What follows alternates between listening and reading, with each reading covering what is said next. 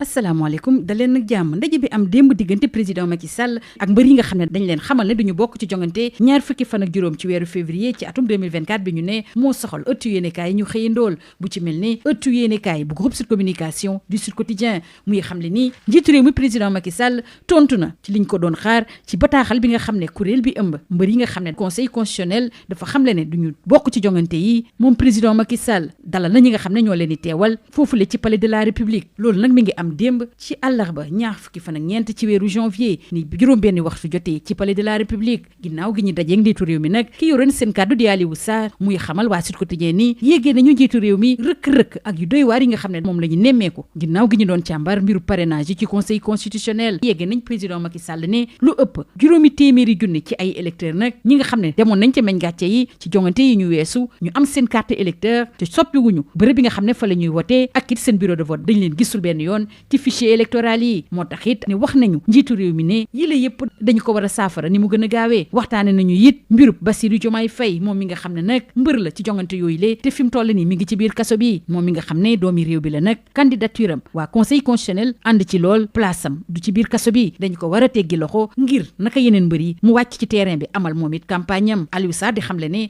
loolu yeggee nañu ko président Macky Sall mbirub Karim Meïssa Wade ak Ousmane Sonko it waxtaane nañu ko ci seen jàkkaarloog njiitu réew mi loolu yëpp ngir ut ci ay saafara dañuy des ci bataaxal boobu ak audience boobu nga xam ne moom la njiitu réew mi amaloon nag mbër yi nga xam ne duñu teew ci jongante yi ñuy waajal ak bés bi le jour waaye nag li ko ca jaaxal mooy defuñu benn say Bamba Dièye ginnaaw gi ñu génnee ci boobule audience mi ngi xamal waa bés bi le jour ni waxtaane wuñ fa benn yoon dàq yooyu la jongante te président Macky Sall pare na teem ngir waxtaan ak ñoom ci ñeen fukki candidat yi nga xam ne seen dossier jàllul ci conseil constitutionnel te ñu bëggoon def benn say ngir président Macky Sall sauvé leen bataaxal bi nga xam ne moom lañ ko yónnee da leen féewalee moo tax it audience bi le dafa ñëw nërmeel bu baax a baax bi la kuréel mu jox kàddu Bougane Gueye Dany mu dal bu baax a baax ci Mimi Touré ki jiite gëm sa bopp démb ci Sen TV mer ba futt la def di xam le ne nag Mimi Touré bi nga xam ne moo nekkoon ci gannaaw bi le bataaxal dafay yuuxu fu ne daal du teew ci boobule audience moonte nag bataaxal boobu la wanewul ne mbiru nit ñee ko soxal bu ñu sukkandikoo ci Bougane Gueye Dany ndax day fàttali ne président Macky Sall moo ko dàqoon ci assemblée nationale lii la yëpp ay mbiru boppam la bu ñu sukkandikoo ci Bougane Gueye Dany muy fàttali ni muy siife bi le bataaxal bu ñu jagleen jiitu réew mi xamoon na ni jiitu réew mi président Macky Sall moo ko génne woon ci assemblée nationale Bougane Gueye Dany ne doxalinu Mimi Touré bi jekkul dara dañuy des ak ñi nga xam ne ñoo teewoon démb ci palais de la République ak le quotidien muy xam ne ni dañoo bëgg a jooyante yi nga xam ne jaarul yoon ci conseil constitutionnel ni mu doon càmbar wàllu parrainage yi seen sàkkuteef mooy ñu teggi loxo Bassirou Diomaye Faye président Macky Sall lii la leen tontu moom ak ay avocat am ne ñu fexe ba laaj ci li nga xam ne mooy bàyyi ndëkkandiku di liberté provisoire ak lu mën a am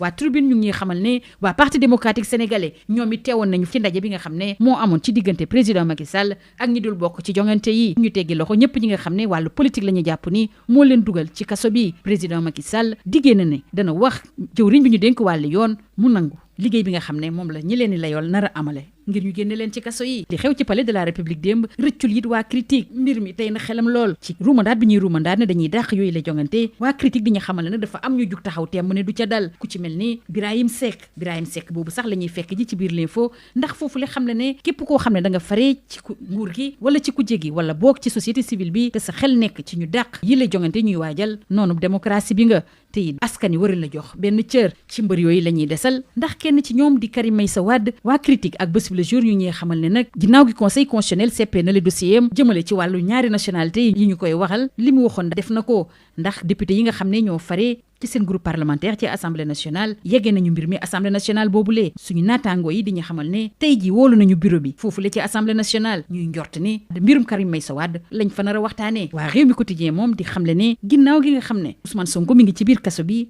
jàpp na ne kiy dundal ku jege ci dëgg-dëgg mooy soxna Mimi Touré tey ji ci alxamis bi la ñuy màggal soxna Mame Diarra Bousso muy waajur bu jigéen bu Cheikh Ahmadou Bamba Mbacké ñu koy amal ci Porokhane ci loolu les waa tribune bés bi le jour ak le quotidien di ñaawlu l'accident bu metti bi nga xam ne moo am ci Nébé ba fukki doomi aadama ak ñett ñàkk ci seen bakkan ñu bëri am ci ay gaañu-gaañu te it ci alxamis bi waa bés bi le jour dañu xamal ne njabootu Cheikh Oumar Foutiyou Tall danañu door ziyaara bi nga xam ne moom la ñuy jagleel Thierno Seydou Nourou Tall ak Thierno Mountaga Tall suñu naataangoo yi di ñu fàttali ni Thierno Madani Tall ku am solo la ci boobu le ziar jëmale nag ci Coupe d'Afrique des Nations rawatina 8e de finale diggante Sénégal ak waa Côte d'Ivoire waa bés bi le jour ñu ngi artu ñu ne nag nañ moytu ay ñay yoo xam ne dañoo am naqaru xol. Sud Quotidien di leen feelu di xam le ni Côte d'Ivoire fi mu toll ni mi ngi dëkk bu baax a baax gaynde Sénégal. Le Soleil di xam le ne nag jàkkaarloo diggante Sénégal ak Côte d'Ivoire lu nar a tàng jër la. waa SAD di ñu xamal ne Côte d'Ivoire bi ñu nar a jàkkaarlool nag équipe boo xam ne bu rëcc la ndax naroon nañu ko éliminer dañuy des ak gayndeb Sénégal yi ak waa stade ñuy waxtaane juróom-ñett bi yi nga xam ne moom la ñu dugal ci phase de poule yi ni gaynde yi tere nañoo nelaw ñu bëri ci Côte d'Ivoire. Sud Quotidien ba tey ci kan boobule di xam le ni Afrique sowu jant